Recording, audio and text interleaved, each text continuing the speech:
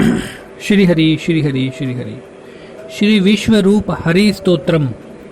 इस स्तोत्र में श्री विष्णु जी को ही इस विश्व का स्वरूप बताया गया है। श्री हरि। हे प्रभु, आप ही इस विश्व रूप में साक्षात्कार हो रहे हैं। आप ही इस विश्व रूप में अवतरित हैं।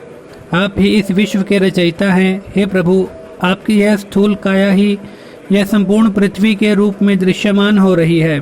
हे हरि, आपके संपूर्ण पिंड पर फैले हुए रोम ही इस धरा पर विस्तृत वनस्पति व जंगल के रूप में साक्षात्कार हो रहे हैं।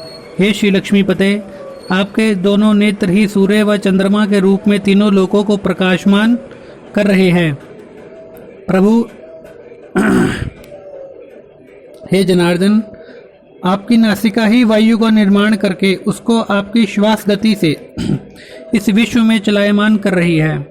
आपके अंतःकरण से यह वायु जो उष्णता प्राप्त कर रही है, उसी से प्राण वायु का निर्माण हो रहा है, जिससे यह जीव जगत जीवन प्राप्त कर रहा है। हे मधुसूदन, आपकी गंभीर वाणी से ही जगत में शब्द का अर्थात प्रणवनाद ओंकार का प्रगट्य हुआ, जो कि अनंत रूप होकर वायुमंडल से भी ऊपर जाकर अनंत गगनमंडल का निर्माण किया और आपकी नील वर्ण देह कांति से आभा लेकर श्याम व नील वर्ण का स्वरूप लिया। हे प्रभु, आपके नेत्र ही सूर्य व चंद्रमा हैं। इस प्रकार आपके मात्र पलक झपकने मात्र से ही दिन व रात्रि का निर्माण होता है। हे भक्तवत्सल, आपके श्री उदर में जो जठर अग्नि है, वह ही इस पृथ्वी के भीतर तथा बाह्य अग्नि का स्वरूप है। हे प्रभु, आपके भीतर नाड़ियों में प्रवाहित रक्त ही नदियों में बहते जल का स्वरूप है, जो कि आपके हृदय स्वरूप महासागर में मिलता रहता है तथा पुनः दिव्य होकर नदियों में पहुंच जाता है। हे शिव प्रिय, हे गौरीपति प्रिय, इस पृथ्वी पर जहाँ जहाँ अत्यंत व अलौकिक सौंदर्य विराजमान है, वह सब आपके नखों की दीप्ति से ही दिव्य रूप है, अर्थात वह स्थान आपके नख स्वरूप है। हे संत प्रेमी, आपके मासल अंग ही इस पृथ्वी पर पर्वत रूप विराजमान है। हे कैठवारी, हे प्रभु, आपकी मुस्कान ही बसंत ऋतु का आश्रय है, स्वरूप है। महाबाहो, आपका आंशिक व अधिक कोपित होना ही इस धरा पर विभिन्न महामारियों या प्राकृतिक आपदा का परिचय है। हे श्री राम रूपम, आपकी मंद मुस्कान युक्त आपका मुखमंडल का ध्यान ही सब चिंताओं को चूर कर देता है, अर्थात हे प्रभु, आपका मुख चिंतामणि स्वरूप है।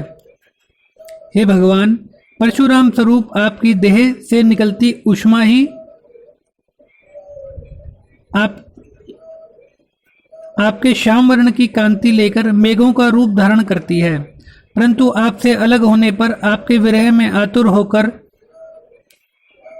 अश्रु रूप में अर्थात वर्षा रूप में परिवर्तित होकर पुनः आप में लीन हो जाती है।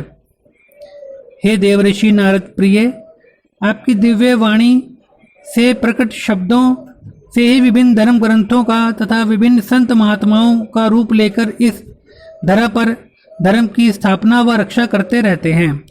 हे त्रिलोकपति, आपके किंचित भी ओष्ठ हिलने मात्र से ही विभिन्न उच्च कोटि के देवता, विभिन्न रिद्धियां सिद्धियां व दिग्पाल आदि आपकी आज्ञा पाने को आपके समक्ष हाथ बांधे प्रस्तुत हो जाते हैं।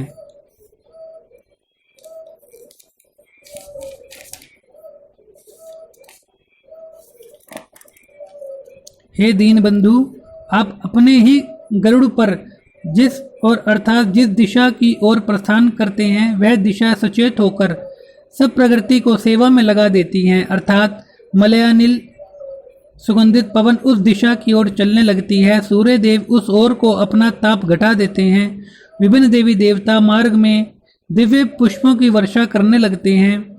इंद्रादिक देवता आपकी स्तुति करते हुए आपका स्वागत करने लगते हैं। विभिन्न मेघ, पवित्र नदियां व श्री सागर से जल लेकर अथवा विभिन्न तीर्थ स्थानों से जल लेकर आपकी राह को पहले ही पवित्र कर देते हैं। हे प्रभु, हे दीनानाथ, हे कृपालु, हे निकर्म आश्रय, हम जैसे दीन दुर्बल मानव केवल आपका ही आसरा लेकर जीते हैं। हे प्रभु, हमें अपना विशेष आश्रय प्रदान करें, क्योंकि प्रभु हम आलसी व कार्य से जी चुराने वाले हैं, परंतु प्रभु आपका नाम का सहारा लेकर जीते हैं। हे प्रभु, हम आपके भिक्षुक हैं। प्रभु, हमारी झोली में अपनी भक्ति व धन की भिक्षा प्रदान करते रहना। प्रभु, मेरे जैसे लाखों मानव केवल आपका नाम लेने को ही कर्म मात्र मानते हैं। हे प्रभु, जैसे छोटा बालक अपने माता पिता से उनको कहने मात्र से ही मनिच्छित वस्तु प्राप्त कर लेता है, उसी भांति है प्रभु, मैंने भी आपके नाम को अपनी माता व पिता मान लिया है, तथा आपका नाम लेकर अर्थात स्मरण करने से मैं आपकी कृपा दृष्टि, आपकी चरण भक्ति व अपनी गृह जीविका चलाने के लिए धन की इच्छा करता हूँ। प्रभु, मुझ बालक को आश्रय दीजिए। हे पालनहार, मैं तो बालक हूँ, भूल करना तो मेरा स्वभाव है, परंतु हे प्रभु, आप तो इस जगत की माता व पिता हैं, आपको तो क्षमा ही स्वभाव व स्वरूप है। हे प्रभु, आप मुझे किंचित डांटें अथवा प्रेम पूर्वक समझाएं कि मुझे प्रेरणा दें, परंतु मुझसे कभी रुष्ट न होवें। हे प्रभु, आप मुझे प्रेरणा दें कि मैं सदराह पर चलूं व अपने अन्य भाई बहनों को भी सदराह पर चलने के लिए प्रेरित करूं। हे प्रभु, आपके भक्तों से सदा मेरा स्नेह बना रहे। हे प्रभु, माता लक्ष्मी जी की कृपा सदा सब पर बनी रहे। माता लक्ष्मी जी व पिता स्वरूप आप श्री कभी इस धरा या किसी जीव से रुष्ट ना हो। हे प्रभु, मुझे क्षमा करें।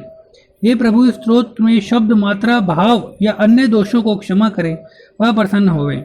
हे प्रभु, मुझे प्रेरणा दें कि मैं आपके गुणों का हर जन्म में बखान करता रहूं। हे प्रभु, मुझ पर दया करें। हे पतित पावन, मुझ पतित को पावन कर दें। हे प्रभु, मुझे केवल आपका आश्रय है। प्रभु, मेरी रक्षा करें।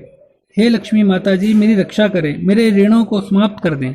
हे माँ, आपकी कृपा दृष्टि से मुझे धन की प्राप्ति हो, जिससे मैं और मेरा परिवार आपकी वंदना करते हुए अपना जीवन निर्वाह कर सकें।